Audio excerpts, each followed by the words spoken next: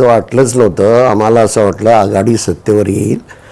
फार तर माफ करा हुसेनजी, मी आपल्याकडे येतो. संजय राऊत यावेळेला बोलतात. एकनाथ शिंदे यांना 56 जागा कोणत्या भरोशावर मिळत आहेत? अजित पवारांना 40च्या वर जागा मिळत आहेत. आणि असं काय देवेंद्र फडणवीस, मोदी आणि शहाने दिवे लावले इथे की त्यांना 120च्या वर जागा मिळत आहेत? महाराष्ट्रातलं वातावरण आणि महाराष्ट्राचा कल ज्या पद्धतीनं होता, आम्ही फिरलोय, आम्ही ग्राउंडला होतो, जमिनीवर होतो. हा निकाल लोकशाहीचा कौल मानण्याची जी प्रथा परंपरा यापूर्वी आम्ही पाळलेली आहे, की लोकशाहीचा हा कौल आहे, आम्ही मानतो. पण हा कौल कसा मानावा हा या राज्याच्या जनतेलाही प्रश्न पडला असेल. शरद पवार साहेबांनी या महाराष्ट्रात तुफान उभं केलं होतं, बरं का? तुम्ही त्यांना 10 जागाही द्यायला तयार नाही. ते असं शक्य आहे का या महाराष्ट्रामध्ये? ही काय गडबड आहे हे आता सगळ्यांना कळेल. पण आम्ही हा निकाल जरी आला असला, हा निकाल जनतेचा कौल आहे असं मानायला आम्ही तयार नाही. जनतेचा कौल हा नव्हता. 100% मी सांगतो, जय पराजय हे होत असतात निवडणुकीमध्ये. जय पराजय, हार जीत लोकशाहीमध्ये हे होत असतं आणि त्याच्याविषयी आम्हाला काय म्हणायचं नाही. पण जे निकाल लावून घेतलेले आहेत, त्या लावून घेतलेल्या निकालावर माझ्यासारख्या लोकशाही मानणाऱ्या माणसाचाही विश्वास असू शकत नाही. राऊत साहेब, पण जे निकाल आहेत पूर्णपणे दिसतंय की लाडकी बहीण या योजने, मला असं वाटत नाही. कारण याआधी म्हटलं जात होतं महाराष्ट्रामध्ये लाडके भाऊ, लाडके आजोबा, लाडके काका, लाडके मामा, लाडके दादा नाही आहेत का? आहेत ना. मी परत सांगतो की काहीतरी गडबड आहे आणि ही मोठी गडबड आहे. महाराष्ट्रावर अडाणीचं बारीक लक्ष होतं.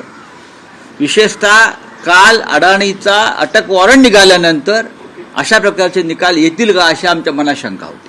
गौतम अडाणीला अमेरिकेतून काल जे अटक वॉरंट निघालं, त्यांच्यावर जे भ्रष्टाचाराचे आरोप झाले, ते अप्रत्यक्षपणे भ्रष्टाचाराचे आरोप हे भारतीय जनता पक्षावरच होते, शिंद्यांवर होते. कारण या निवडणुकीमध्ये सगळ्यात जास्त पैशाचा वापर आणि ताकद ही अडाणींनी लावली. आणि आता या निकालावरती गौतम अडाणीचा प्रभाव आहे का? कारण अडाणी, मोदी आणि फडणवीस, शिंदे वेगळे नाहीत. पण राऊत साहेब, तुम्ही म्हणताय की काहीतरी गडबड आहे, तर नेमकं तुम्हाला काय म्हणायचं आहे? मी पाहू ना आता ईव्हीएम मध्ये गडबड आहे की या पैशाचा वापर ही गडबड आहे? पैशाचा वापर झालेला आहे याच्याविषयी माझ्या मनात काही शंका नाही. तुम्हालाही माहिती आहे पैशाचा किती मोठ्या प्रमाणात वापर झाला. एकनाथ शिंदे सर्व आमदार कसे काय निवडून येऊ शकतात? अजित पवारांचे, ज्यांच्या गद्दारी विरुद्ध या महाराष्ट्रात रोष आहे, ज्यांच्या बेईमानी विरुद्ध या महाराष्ट्रात प्रचंड रोष आहे, शरद पवारांच्या सभांना, त्यांच्या प्रचाराला तुफान प्रतिसाद मिळाला, ते वादळ तुम्हाला दिसत नाही. पण आज जागा जिंकल्यावरती युतीचं वादळ म्हणताय तुम्ही. स्वतःला प्रश्न विचारा मीडियानं. मीडिया हा एक लोकशाहीचा महत्वाचा स्तंभ आहे. त्यांनी हा प्रश्न स्वतःला विचारावा, गडबड आहे की नाही. पण राऊत साहेब, तुम्ही लोकसभा निवडणुकांचे निकाल मानले तर मग आम्ही लोकसभेचे निकालही मानले नाहीत. सॉरी, लोकसभेच्या निकालाचही गडबड झाली असं आम्ही मानतो. नाहीतर नरेंद्र मोदींचा पराभव नक्की झालेला होता. नाही, पण महाराष्ट्रात जे निकाल लागले लोकसभा, तेही आम्ही, आमच्या अनेक जागा ह्या लोकांनी चोरल्या हे आम्ही वारंवार म्हणाले. तुम्ही माझ्या तोंडी काय घालू नका. आम्ही अत्यंत संघर्ष करून विजय मिळवला.